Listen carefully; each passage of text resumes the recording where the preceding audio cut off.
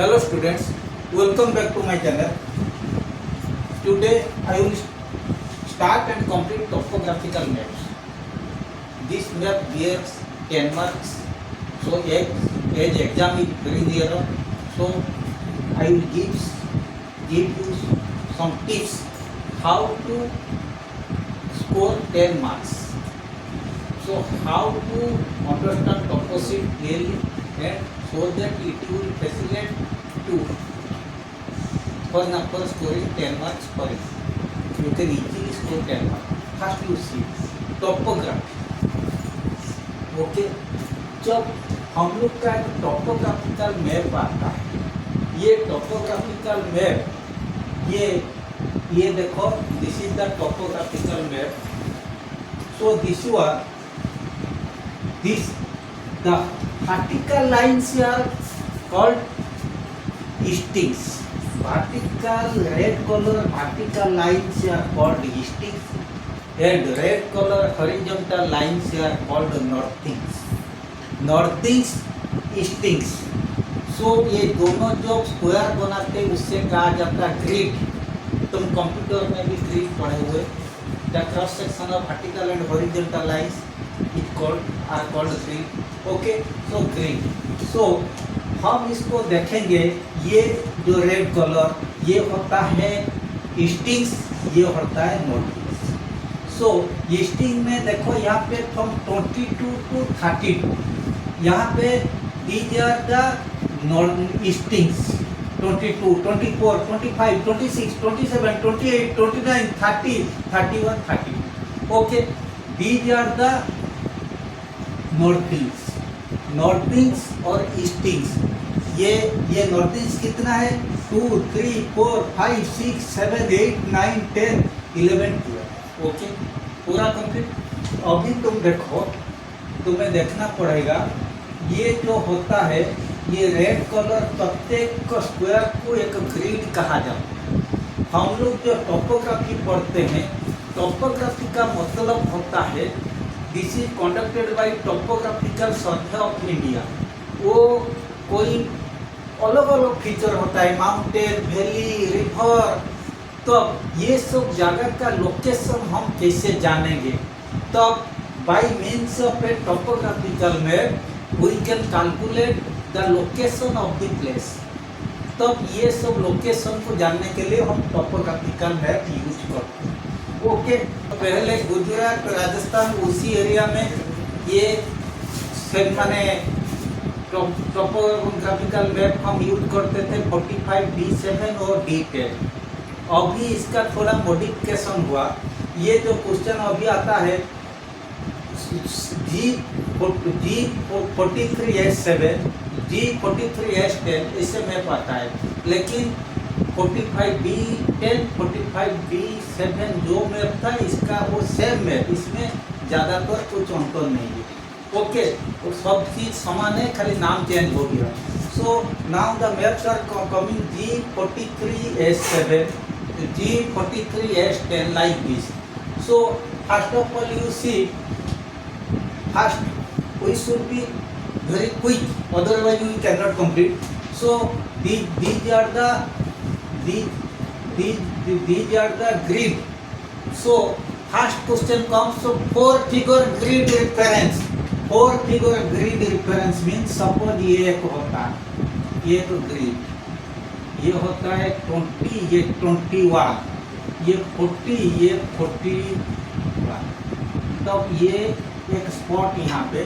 What is the 4 figure grid reference of the spot A? इसका 4 figure grid reference होता है 20, 40.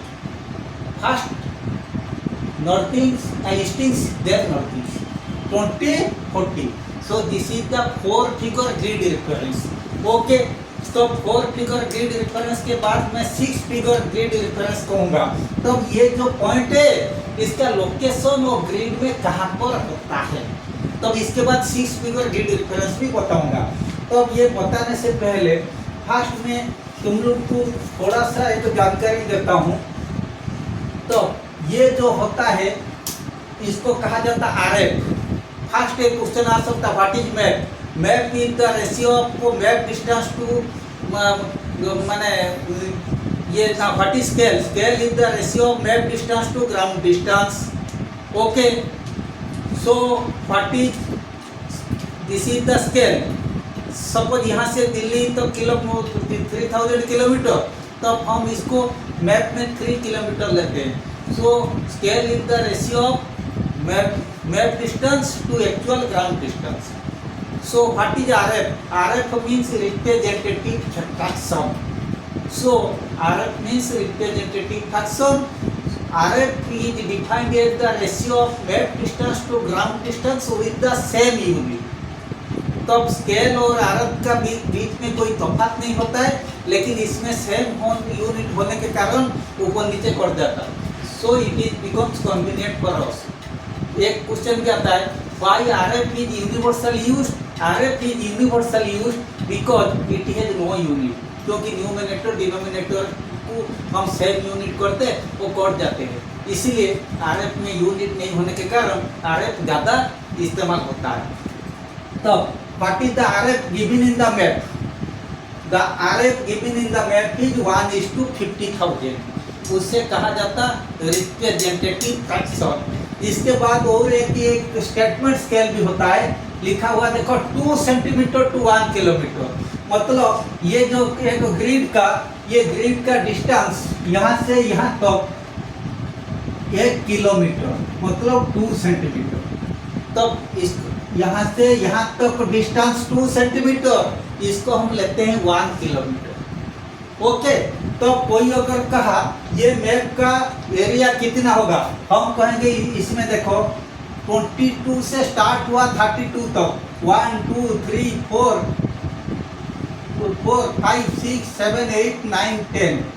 ये भी 1 2 3 4 5 6 7 8 9 10. सो मैंने कहा ये जो डिस्टेंस होता है, जो दो वर्टिकल लाइन व 2 हॉरिजॉन्टल लाइन का बीच में डिस्टेंस होता है 2 सेंटीमीटर या 1 किलोमीटर. ये 10 घर होता है, ये 10 घर होता है.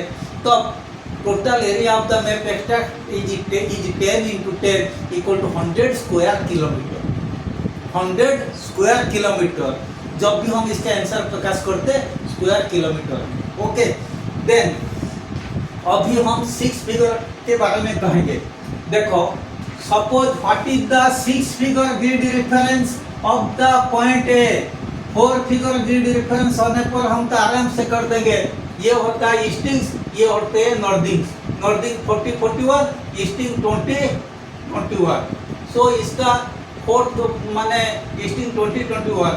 4 figure grid reference of A is कितना है 20 40. कितना है 20 40. इसका 6 फिगर कैसे देखेंगे, पूरा ध्यान देना इसको. मीन्स मैंने लिखा 20, थोड़ा गैप दे दिया 40. ये 4 फिगर जब लिखेंगे इसको सटा के लिखेंगे क्लोज करके, लेकिन मैंने 6 फिगर निकालने के लिए मैंने थोड़ा गैप दिया. इसको हॉरिजॉन्टल बाई 2, यहाँ पे वर्टिकल बाई 2. इसका मतलब 20 40. पहले वर्टिकल, इसके बाद हॉरिजॉन्टल, इसके बाद यहाँ से यहाँ तक डिस्टेंस डिवाइडेड बाई 2. बिकॉज हम ऑलरेडी मैप में मेंशन हुआ स्टेटमेंट स्केल में 2 सेंटीमीटर इक्वल टू 1 किलोमीटर. तो 1 centimetre equal to half kilometre. इसका मतलब ये जितना सेंटीमीटर होगा इसको किलोमीटर में प्रकाश करने के लिए हम 2 डिवाइड करते हैं. तब ये हो गया horizontal by 2, horizontal distance by 2, then vertical distance by 2. This is vertical distance by 2. So 4 figure होने पर तो पूरा इजी होता है 20 40. 4 figure grid reference of A. 6 figure होने पर वही 20 40 लिख देंगे, थोड़ा गैप दे देंगे ताकि h by 2 v by 2, horizontal distance by 2, vertical distance by 2. सो एक क्वेश्चन पक्का मिल गया. तो 6 फिगर ग्रिड रेफरेंस का क्वेश्चन हमेशा आता है. देन एक दूसरे टाइप का क्वेश्चन आता है.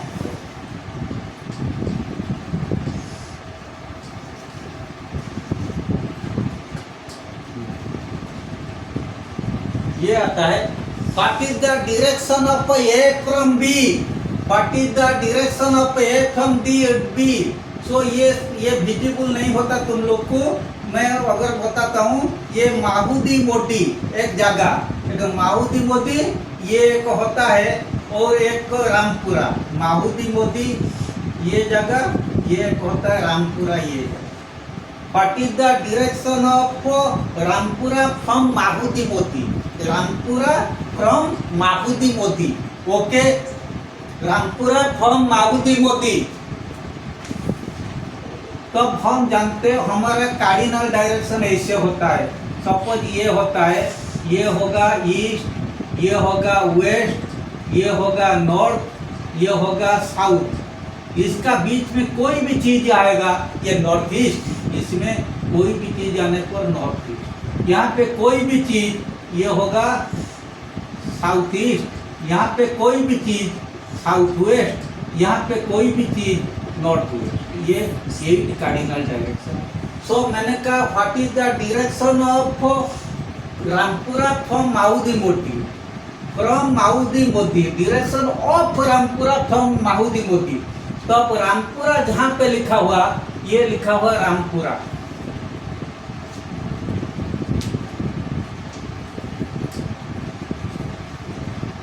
सपोज ये लिखा हुआ रामपुरा, ये लिखा हुआ Mahudi Modi, Mahudi Modi. What is the direction of Rampura? What is the direction of Rampura from Mahudi Modi? याद रखना, जहाँ पे फ्रॉम होगा वहाँ मैप का ऊपर एक ऐसे गाड़ दे। What is the direction of Rampura from Mahudi Modi? From Mahudi Modi मतलब ये क्या है? North east. ओके, फ्रॉम जहाँ पे होगा वहाँ पे एक वर्टिकल लाइन, एक हॉरिजॉन्टल लाइन दे देना, तब उसी से आराम से पता चल जाएगा वो नॉर्थ ईस्ट में है या साउथ ईस्ट में है, बा नॉर्थ वेस्ट में है, बा साउथ वेस्ट में है। ओके, वो आराम से हो जाएगा। ये हो गया। इसके बाद ये डायरेक्शन हो गया, 6 फिगर हो गया। तो नेक्स्ट क्वेश्चन मैंने कहूँगा स्पॉट हाइट। तो इसका ऊपर एक स्पॉट हाइट होता है। Find the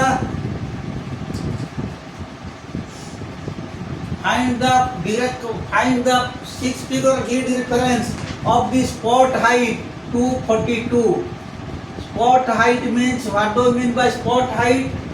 Height of a place mentioned as a spot above the mean sea level is 242 metre. इसका मतलब एक प्लेस को हम एक स्पॉट लिए, इसका हाइट मीन सी लेवल से 242 मीटर। Okay, spot height. तब इसका भी 6 फिगर निकालने के लिए आ सकता, 4 फिगर निकालने के लिए आ सकता। दूसरा एक होता है ट्रेंगुलेटेड हाइट। तो ऐसे लिखा होगा triangle 242। What do you mean by triangulated height? Triangulated height means height of the place is 242 meter above mean sea level as calculated by trigonometrical calculation. Trigonometrical calculation से हम इसको निकालते हैं, इसीलिए उससे कहा जाता है triangulated height। तो एक होता है बेंचमार्क, BM, सपोज 220। ये क्या होता है? बेंचमार्क। मैं कहूँगा he is the benchmark of standard 10। मतलब बेंचमार्क मतलब वो क्या होता है?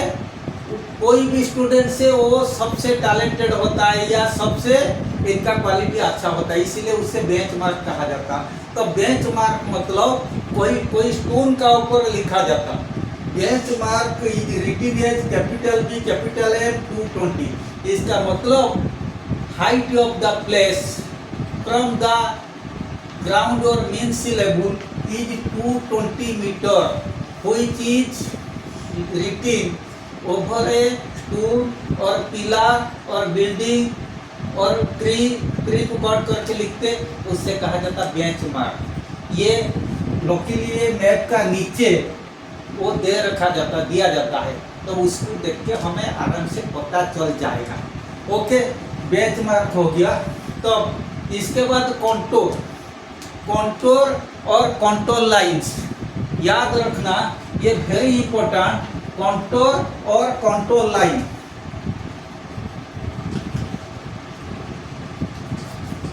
तो ये होता है कॉन्टोर, CONTOUR, कॉन्टोर और contour lines, contour lines. Contour or contour lines are the imaginary lines joining places of the same height above the mean sea level. Contour or contour lines are the imaginary lines joining places of same height above the mean sea level. तो ये 2000 माने drawn as brown color line, brown color का वो line होता है, वो imaginary line जमीन से समान ऊंचाई में जो दूसरे फीचर का प्लेसेस को हम ज्वाइन करते हैं। ओके, तो दो कॉन्टोर लाइन का बीच में जो डिफरेंस होता है उससे कॉन्टोर इंटरवल बोलते हैं। Contour interval is the consecutive difference between two contour line is known as contour interval.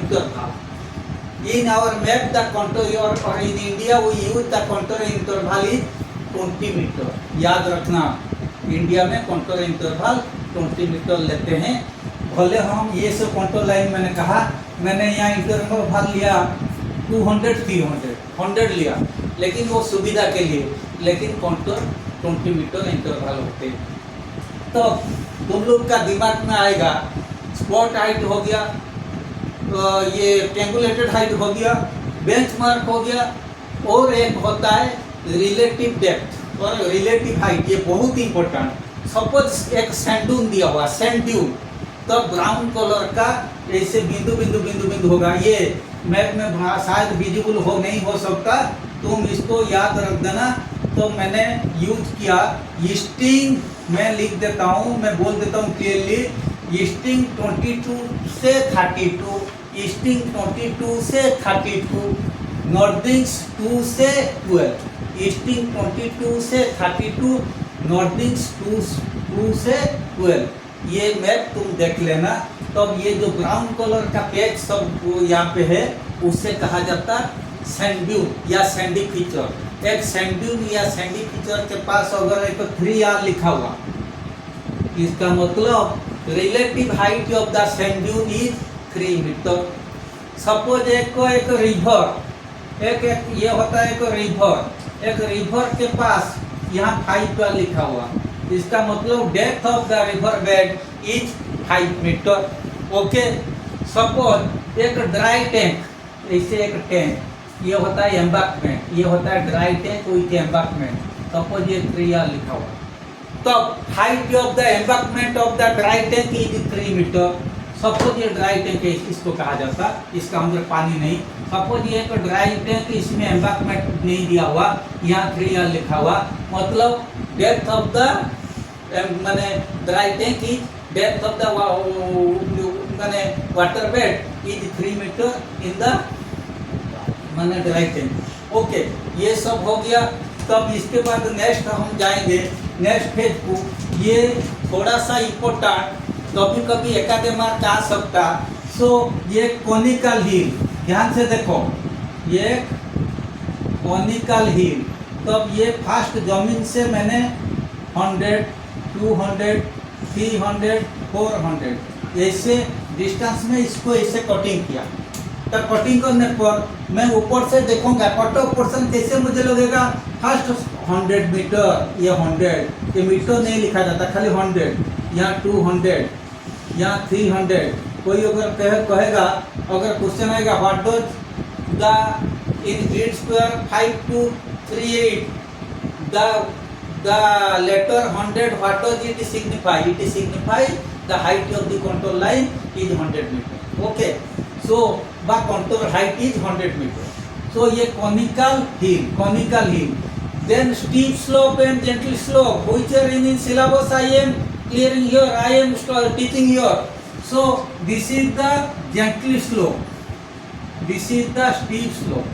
इसका मतलब जेंटल स्लोप में हम चढ़ के ऊपर जा सकते, स्टीप स्लोप में हम गिर पड़ेंगे क्योंकि नहीं जा सकते, वो तीखा होता है। तो अब ये देखो, the spacing is much more, तो the spacing between two control line is more, but here in case of steep slope the spacing is less.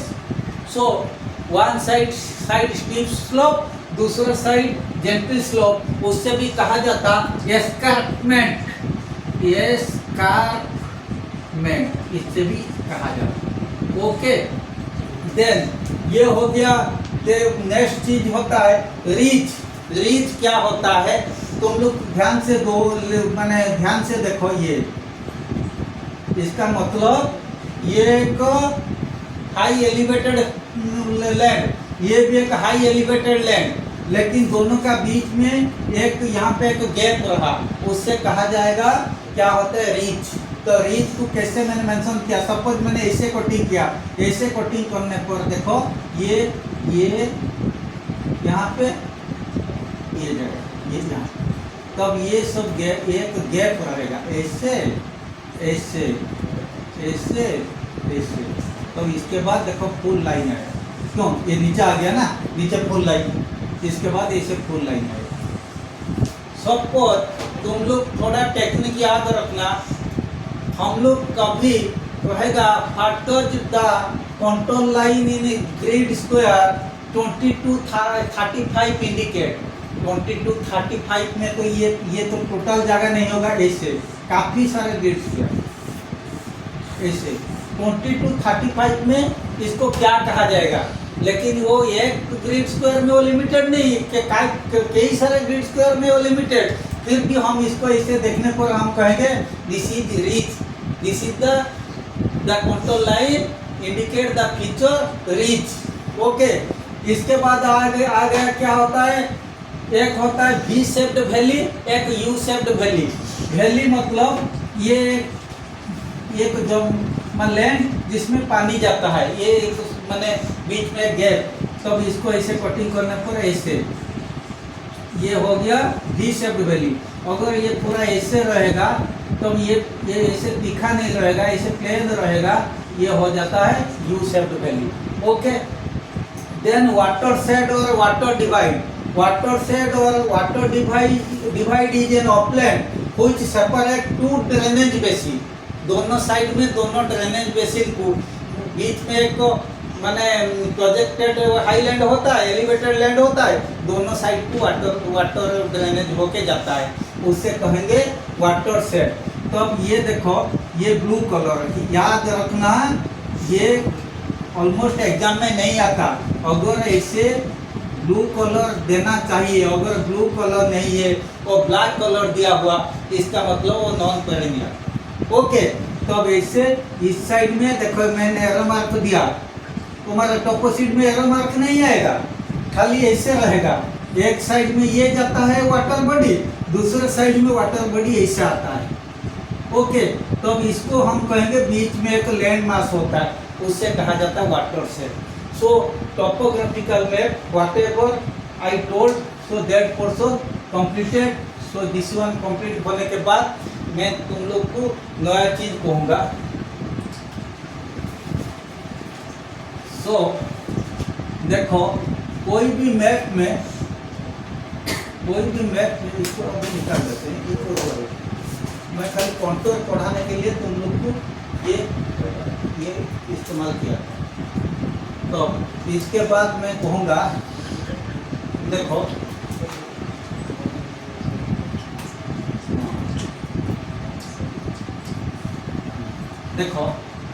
इसके बाद ये मैप में सबसे बड़ी चीज होता है, जब yellow patch in the map extract indicate cultivated land, white patch in the map extract indicate barren land, मतलब जिसमें कुछ उपजाऊ का क्षमता जो मिट्टी में नहीं होता। तो blue colour indicates water bodies. Okay, then green colour indicates माने फॉरेस्ट या जंगल। सो इससे तुम लोग को ये भी आ जाएगा आराम से, what is the occupation of the people in the map extract. The yellow page in the map extract indicate the people are माने in what is occupation of the people is cultivation और farming। माने suppose यहाँ पे जंगल ज़्यादा रहेगा, जो माने क्या होता है, collection of jungle products. Okay, collection of लुम्बरिंग, collection of forest products. Okay, suppose river के पास रिवर है एक दो, हम कहेंगे fishing. Fishing fishing is the occupation of the people, mainly occupation होता है माने फार्मिंग, फार्मिंग या कल्टीवेशन। ओके, देन नेक्स्ट चीज होता है हम अपनी कहेंगे जो रोड वगैरह कहेंगे, सब एक होता है मेटल रोड, ये डबल लाइन रेड कलर होता है या सिंगल एक बहुत थिक लाइन होता है।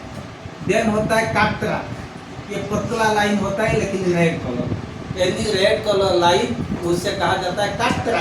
ये कहा हो जाता, ये होता है मोटा लाइन, डबल लाइन होता है, ये होता है मेटल रोड। इसके बाद फुटपाथ, पेक्ट्रा और डॉट डॉट होता है और पट पट लाइन जैसे होता है, ये सब कहा जाता फुटपाथ, ये होता है पेक्ट्रा। इसके बारे में इतना जानकारी नहीं होने पर भी चल जाएगा। तो अब हम कहेंगे ये होता है, तो अब मेन होता है रेड कलर का मेटल रोड, ये होता है काटरा।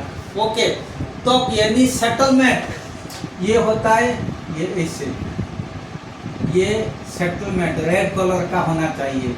याद रखना, सपोज रेड कलर का सेटलमेंट सब होता है ये क्लोज, वेरी क्लोज, हम कहेंगे ये nucleated settlement. What is the general pattern of settlement in the map extract, इसमें न्यूक्लिएटेड कहेंगे, देखो सब जगह में तब सेटलमेंट न्यूक्लिएटेड होता है।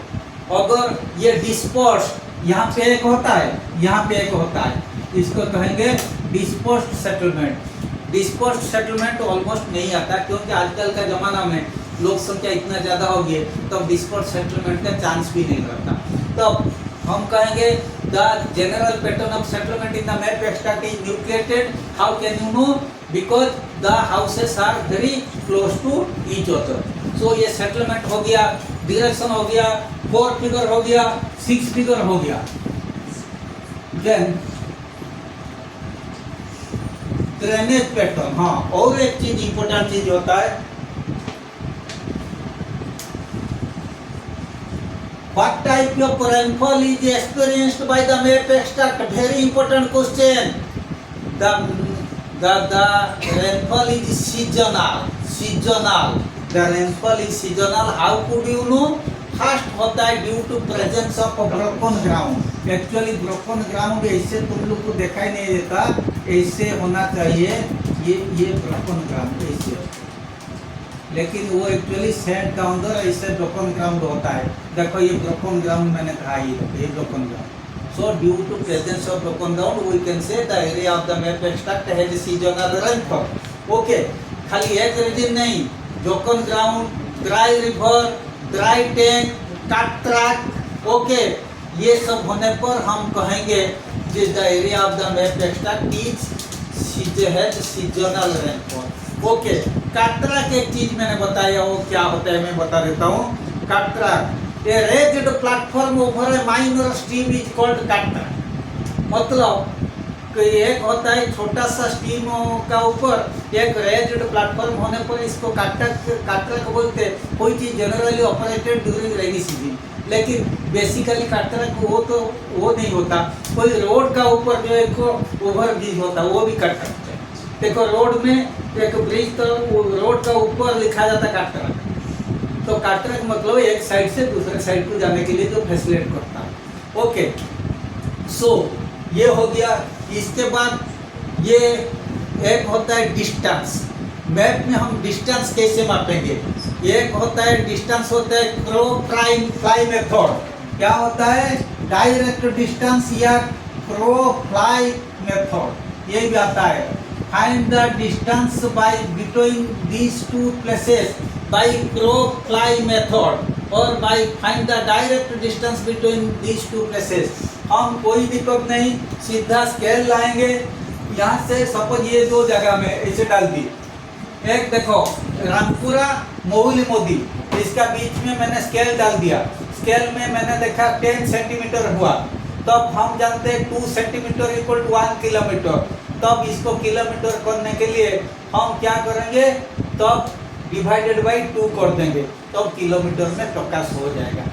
या थोड़ा सा अगर डिफिकल्ट वो डाला तो find the distance between Mohuli Modi Mohuli Modi and main power line along the metal road। इससे तब हम कहेंगे क्या है, मोहुली मोदी से जाएंगे।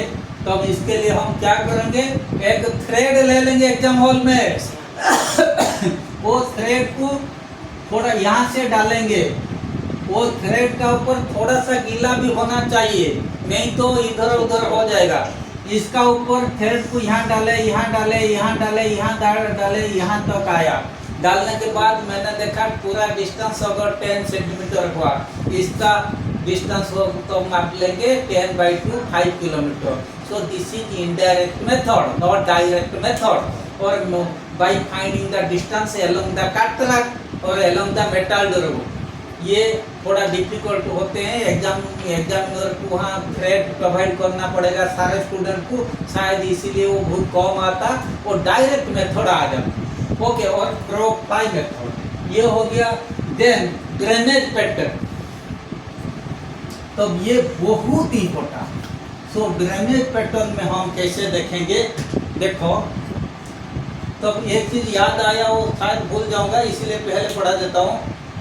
सो the map extract, how can the people get, what is the source of water for the people in the map extract. हम देखेंगे पेरेनियल लाइन वेल, यहाँ तो एक रिवर में थोड़ा पानी है, लेकिन कभी कभी पेरेनियल ब्लू कलर का ऐसे डॉट सब होगा। So due to abundantly available perennial lined well, due to abundant available of perennial lined well, people can collect water or that is the source of water, okay, for the people, okay। तब ये dry होने के बावजूद भी वो perennial line well होने के कारण इनको पानी कलेक्शन करना सुविधा होता है, ओके। कभी कभी ये हो गया, ये रिवर का अंदर एक होता है ब्लू लाइन, वो होता है ड्राई रिवर, इसका अंदर एक ब्लू लाइन।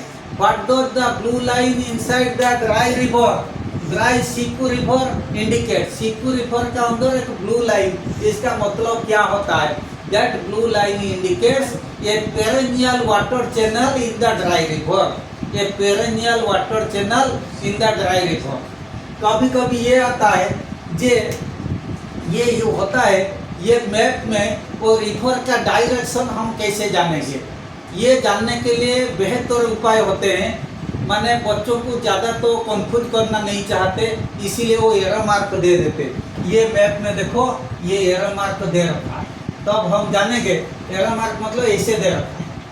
तब दिस इज वो, ये देखो इसका ऊपर माने क्लियर होना चाहिए, ये नॉर्थ, ये साउथ, ये ईस्ट, ये वेस्ट। तब मैं ऐसे जाता हूँ ऐसे, तब नॉर्थ ईस्ट से साउथ वेस्ट। या ये भी याद रखना, ये रिवर के पास कंटूर हाइट हम देखेंगे, धीरे धीरे कंटूर हाइट। तब रिवर का 3 फेज होता है, एक होता है यंग, माने जो माउंटेन का ऊपर होता है यंग स्टेज, जो जमीन का समान जमीन का ऊपर आता है वो होता है ये माने मीडियम स्टेज, इसके बाद ओल्ड स्टेज जो समुद्र के साथ मिल जाता है। तब ये होता है, हम देखेंगे माउंटेन का ऊपर कंटूर हाइट जाता है। देखो अगर जहाँ पे डायरेक्शन नहीं रहेगा, एरो मार्क सपोज मेंशन है नहीं, तुम देखेंगे contour height along the river are in gradually decreasing order। Suppose यहाँ पे 222, यहाँ पे 183, यहाँ पे 150, तब कंटूर हाइट धीरे धीरे ग्रेजुअली डिक्रीज हुआ।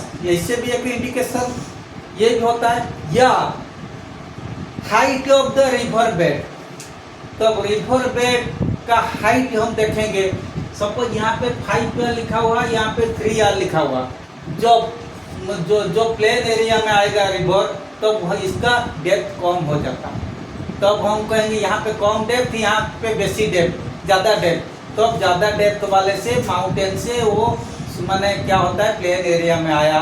तब इसीलिए हम कहेंगे the direction of the river from north east to south west as the relative depth of the river bed is gradually decreasing from 5 yard to 5 meter to 3 meter. Okay, like this. ये भी एक indication होता है. इसके बाद हम देखेंगे, what are the natural man-made feature, natural feature. ये हमेशा क्वेश्चन में आता है. देखो ट्री तो ग्रीन कलर का छोटा छोटा होता है ट्री. तब इसके लकीली ये जो ट्री सब दे रखा है, मैप का नीचे एक भी चार्ट होता है, वहाँ ट्री का सिंबल दे रखा है. तब हम देखेंगे ट्रीज, ये natural, river natural, stream black colour जो लाइन होता है वो स्ट्रीम, क्योंकि वो नॉन पेरेनियल स्ट्रीम, वो नेचुरल. और नेचुरल में क्या होगा, ब्रोकन ग्राउंड वो नेचुरल, सैंड ड्यून वो नेचुरल. लेकिन जो मैन मेड होता है, temple, post office, church, cover track को ग्रीन कलर का एक ब्लू कलर का एक होता है. ये कवर ट्रैक में ट्रैक ऐसे ब्लू कलर ऐसे दो लेग तरफ होगा, इसको cart track. Pipe line, perennial line dual, so those are माने man made. So man made feature हो गया, नेचुरल फीचर हो गया. तो 10 मार्क का क्वेश्चन डेफिनेटली 2 मार्क तुम पाएंगे. 6 फिगर की डिफरेंस 2 हो गया. देन एक direction of A from B, याद रखना जहाँ पे फ्रॉम वहीं पे एक लाइन ऐसे खींच देंगे. तब ये 2 मार्क हो गया. 4 mark man made feature, natural feature 2 mark, 6 mark. इसके बाद एक बेहतर चीज रहा ड्रेनेज पैटर्न. ये सबसे इम्पोर्टेंट, ये ड्रेनेज पैटर्न का ऊपर पूरी तरह ध्यान देना. वो ड्रेनेज पैटर्न क्या होता है, देखो ये एक ड्रेनेज पैटर्न होता है, इसको बोलते हैं ट्रेलिस्ट ना. ये डेंड्रिटिक मतलब जैसे ब्रांच ऑफ द ट्री जैसे जाता है उसे कहा जाता dendritic drainage pattern. Okay, it looks like a branch of tree. Then trellis मतलब एक मेन रिवर जाता है, दूसरे रिवर उसी से निकलते हैं. Though it seems like they are almost parallel ऐसे. सो ये होता है, ये इसको कहा जाता ट्रेलिस्ट, TRELIACD ट्रेलिस्ट. ये ट्रेलिस्ट ड्रेनेज पैटर्न, ये डेंड्रिटिक ड्रेनेज पैटर्न. कहेंगे वो आएगा question, what is the drainage pattern, what type of drainage pattern is there in grid square 2025. तब हमें इसको देख के लिखना. और एक अदर टाइप का ड्रेनेज पैटर्न होता है, बहुत मेन चीज होता है, उससे कहा जाता रेडियल ड्रेनेज पैटर्न या सेंट्रीफ्यूगल ड्रेनेज पैटर्न. तुम जैसे फिजिक्स में पढ़ते हैं सेंट्रीफ्यूगल, सेंट्रीपिटल, वही चीज. तो सेंटर से जो आता है ऐसे कंट्रोल लाइन, माउंटेन में ऐसे कंट्रोल लाइन, जो कंट्रोल लाइन से सब ऐसे स्टीम निकलते हैं, तो उससे कहा जाएगा रेडियल ड्रेनेज पैटर्न. क्या होता है, रेडियल ड्रेनेज पैटर्न. याद रखो. तब हो गया एक डेंड्रिटिक ड्रेनेज पैटर्न, एक ट्रेलिस्ट ड्रेनेज पैटर्न, एक रेडियल ड्रेनेज पैटर्न. और एक एरिया भी आ सकता, मैंने कहीं बता दिया, लेंथ बता दिया.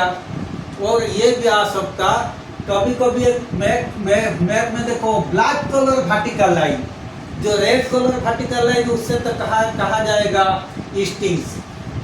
तो ब्लैक कलर वर्टिकल लाइन को इसको कहा जाएगा longitude.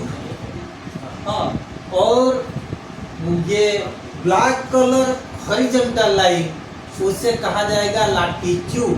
But red colour horizontal line उससे कहा जाएगा नॉर्थिंग्स. ओके, वो नॉर्थिंग्स होता है, लेकिन ब्लैक कलर होने पर ये होगा latitude. Okay, so almost every portion I think completed, जो मेजर पोर्शन होते हैं. ओके, तो और एक थोड़ा सा मैं बता देता हूँ, which is the important settlement in the map extra. हम देखेंगे मैप एक्सट्रैक्ट में इम्पोर्टेंट सेटलमेंट कौन होता है। हम देखेंगे जहाँ पे लिखा हुआ माने ये पोस्ट ऑफिस, डिस्पेंसरी, पुलिस चौक और ये भी होता है टेम्पल, ये सब होता है। तब तो हम जानेंगे वहाँ पे लोग ज़्यादातर ऑफिस में काम करते और वहाँ का लोगों का स्टैंडर्ड ऑफ लिविंग अच्छा होता है, इसीलिए उससे कहा जाएगा माने इम्पोर्टेंट सेटलमेंट। ओके, तो अब और सब चीज़ होता है जो ब्रिक नील और जो ये लाइम नील वो सब लिखा जाता है। सारी चीज़ जो लिखा ही हो क्या आता है या नीचे भी एक चार्ट दे दिया जाता, तो अब इसके लिए तुम लोग का कोई परेशानी नहीं होगा। खाली 6 फिगर, एक क्वेश्चन पक्का, एक ड्रेनेज पैटर्न 4 मार्क हो गया, एक नेचुरल फीचर और मैंने मैन मेड फीचर 6 मार्क हो गया, what type of rainfall is experienced by the map extract 8 mark हो गया, ऑक्यूपेशन भी इसमें भी आ सकता।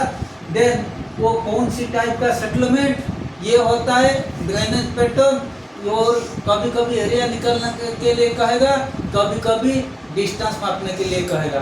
तब तो वही तो बात, और इसमें कुछ नहीं। पहले 20 मार्क था, थोड़ा सा परेशानी था, अभी 10 मार्क के।